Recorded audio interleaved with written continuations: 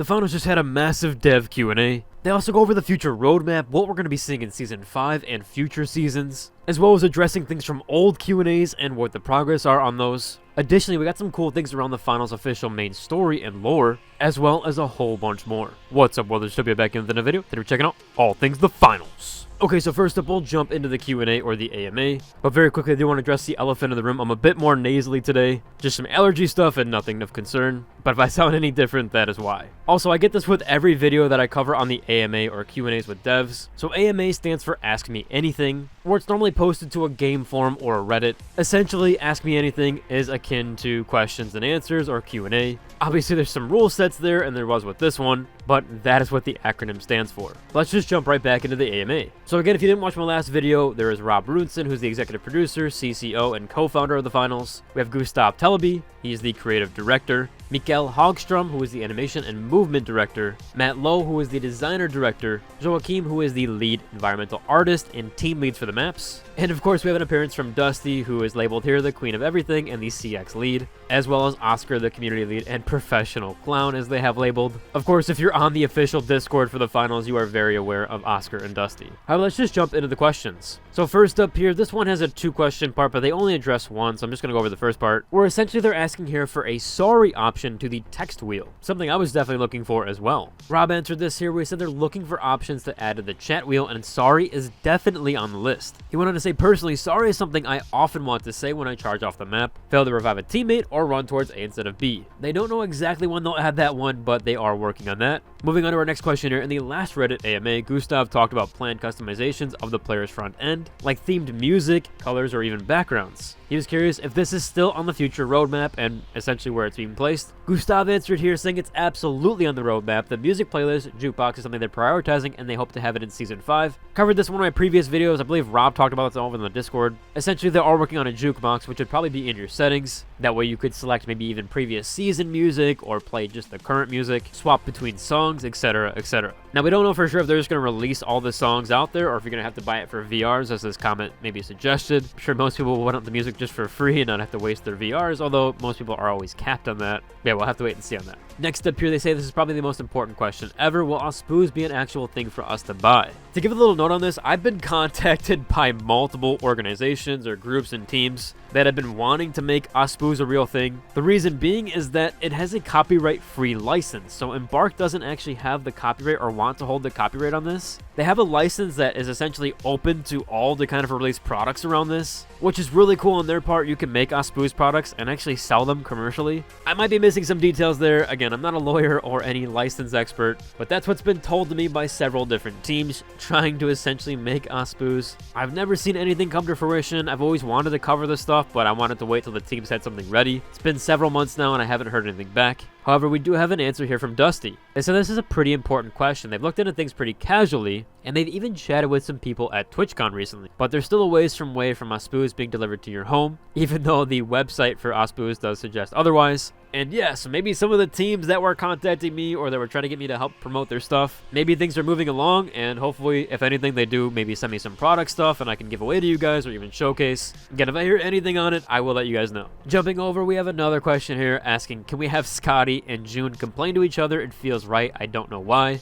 Gustav answered this saying there's always been a little bit of infighting between those two, and it is important to have a bit of friction between the two characters, as that creates an interesting dynamic between them, but they are colleagues, of course, so they respect each other. Totally get that there, but I do love the dynamic between them, especially when they have differences. Next up here, we have a big tech question. Essentially, if you didn't know, about a week before Season 4 launch, they did update to Unreal Engine 5.3. Now, this was supposed to bring a bunch of improvements to the game graphically and performance-wise. However, as this commenter points out, they've had some performance issues that haven't returned to pre-update levels, even frame drops. They also want TSR instead of TAAU, and why turning off TAA is not an option anymore like you could before. Typically, if you have DLSS on, you actually really don't need to use anti-aliasing. You can though, of course, but it is a performance hit. They also want to know is there going to be updates to FSR or DLSS, additional server issues with latency and packet loss. Rob does actually answer this here. He said, first off, they plan to continue updating FSR, DLSS, and XESS. And for those that didn't know, XESS is actually Intel's solution, or at least their AI upscaler. They're also looking into TSR, but they haven't made any final decisions whether it will support it or not. When it comes to performance, they're aware of the engine update to 5.3 that introduced introduced some performance issues for some players. They're working on this, they've identified and fixed some of the performance issues. They'll of course continue doing optimizations to the game, and even said that he had the rendering team double check his answer and they gave a thumbs up. So it looks like we are going to see some improvements and some updates there. I will say I've tried TSR in Fortnite. Now I don't have the best computer system here, I have an RTX 2070. However, TSR was very much a performance hit for me. So if you have anything like a 2000 series GPU, unless you have like a 2080 Ti, this might be a bit much for you anyway. But I do get people that have high-end hardware really wanting to use TSR, but it is a massive performance hit, so I don't blame them not really looking into it as of just yet. For when you even look at Steam hardware surveys, this one being September 2024, so it's very relevant, the most used video card is actually an RTX 3060, which is very close to my card. Again, only 8 gigabytes of VRAM, and yeah, you're definitely not going to want to use TSR with an RTX 3060 or 2070 for that matter, unless you really want a massive performance hit. Of course, that's very dependent on what kind of FPS that you want, but even for me, I prefer well over 60 FPS. In fact, I would prefer over 100 and to 144 or even 165. Of course, that's kind of my personal opinion there, but overall, yeah, if majority of people, or at least a large portion, have RTX 3060s, I doubt they're going to want to be able to use TSR. Here's actually a question for me, or one that I'm really interested in. They said here, when do we get Las Vegas Power Shift? Joaquim answered here saying, want to play Power Shift in Las Vegas too, and are looking into adding Power Shift to the map where it makes sense, like Las Vegas and Fortune Stadium. Please, please, please, I really want Power Shift on all maps, or at least as soon as possible. Obviously my favorite mode there, and what I love to use as capture background footage for my finals videos. I would love to see how it plays on Las Vegas, and I would especially love to see it played on the new map, as I have to play World Tour in order to check out the new map, although I should play more World Tour to keep up with it, or at least the cash out mode in general. I just love the destruction that happens in Power Shift, as well as what the mode kind of brings with chaos, so I am hoping that they update those sooner. Obviously, again, that is a personal want. Another main question here, they asked, do you have plans on expanding the social aspect of the game? Clans being able to inspect other player profiles, spectating your friends while they're playing, a messaging system so you don't have to be in the same lobby to talk on, and so forth. I would like to add here briefly, I really hope they look into Spectre Divide system, where it randomly assigns you to different clans. I think that was so cool, and just like a different dynamic aspect there. I get that's probably like far-fetched, but I really liked that because it kind of brought people together in different communities. I feel like it pushes people out there to get out of their shell a little bit, and I really do like that. Instead of just hiding in their little 5-man discords, I really like when it kind of brings people together in that dynamic environment. I get that's not everybody's taste there, maybe you could turn that off, but I really would like that feature. However, Rob does answer here, so the short answer is yes, they have mapped out multiple social features on their roadmap for the next couple of seasons. They know how important these features are for their entire player base, both for more casual and also more competitive players. The list is pretty long, but yes, Platinum's on the roadmap.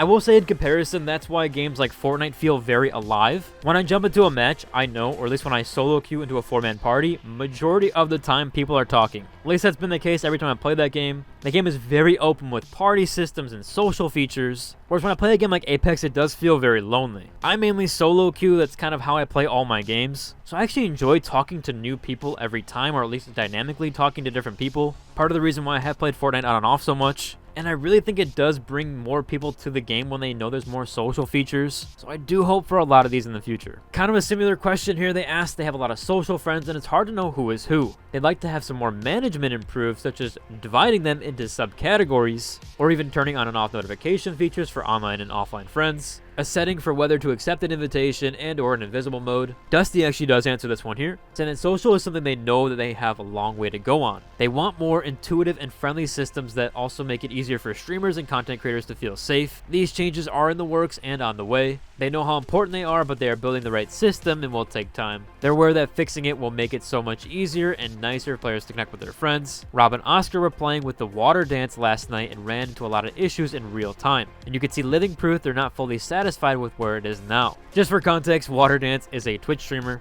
As I said here, they were having some problems there with their systems in real time, so you could see that. They do say here that blue skies are ahead, and thanks to the community for always giving feedback on these features and good set of goals. Of course, I always get comments when I bring up that I want more social features. There's always people that don't want that, and they want to be like encapsulated or kind of to themselves, which I do totally get. I hope Embark does have a system that kind of pertains to both sides there. If you just want to be by yourself and you don't want those social features kind of pushed in your face, totally get that as well. So hopefully they do kind of get a good mix there, or at least allow you to turn off certain features. Now, this question is pertaining around Season 3 and Season 4, and their question is they want more thematic game events for Halloween, or just events in general like smoking guns, the Easter event, and a bunch of the other ones. Gustav answers here that when it comes to thematic and seasonal events, they will actually be using World Tour for this, with various stages having custom rules and events, so keep your eyes peeled. Someone did point this out, I think either in my comments or even on Discord, that they're probably not going to have LTMs anymore. They're going to use World Tour for it. I think that's pretty cool overall, although I would like to see some LTMs return, or at least maybe some new stuff there. But it does look like we're going to be getting a Halloween one or a Halloween event. They're definitely doing something for the spooky season, as they say here, and if you played open beta, you might recognize some of the cosmetics this time. And as we look, there are several skull cosmetics that did showcase during the beta, or again, if you did play back then, there were several things offered.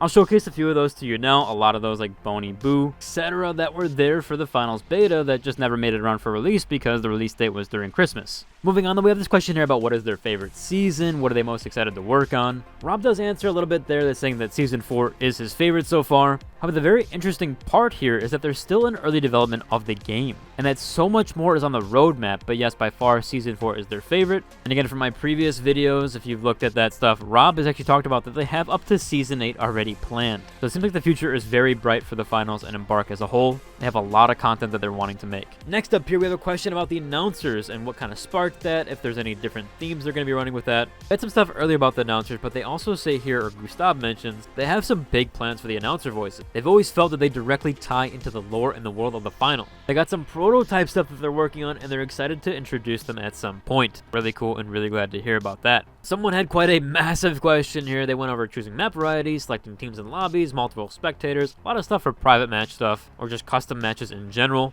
Oscar answers here that they have a lot of things listed for the improvements for private matches, which are important to both casual and the competitive experience. Oscar says here he doesn't have a timeline for that, but it's on their minds. Which, yeah, if I have one request here, I really hope you guys can add a timer for private matches. I've been wanting to do a transmog competition, or at least kind of showcase off some of that stuff there. With the 10-minute timer, I feel so limited. I'm not sure how to run those. I've had some ideas for it. I found a location I want to do, but the timer just seems like the one stop there. I'm going to try it one of these days, and hopefully it doesn't go as bad as I think it will. Maybe this upcoming weekend I'll stream, or what have you. I'll let you guys know, but that is my limitation with that there so far. We have another question here asking about the merch drop with the sponsors of this season. The other two questions here were skipped, so we're just going to go on with the merch stuff. Dusty actually does answer here that new shirts for each sponsor is coming soon, and that they'll be dripped out in Engimo swag the moment it drops. More than likely, I'll probably buy something for them as well, as you know that was the sponsor that I ended up picking. Now, funnily enough, this is about a cosmetic that's been a headliner for the finals. Essentially, it's been used as a lot of cover art, which is this one here with the mask and the OSPUZE outfit. Rob actually answered this and says, what? It's not in the game already? So hopefully we do get that outfit soon. I've had people ask about it before.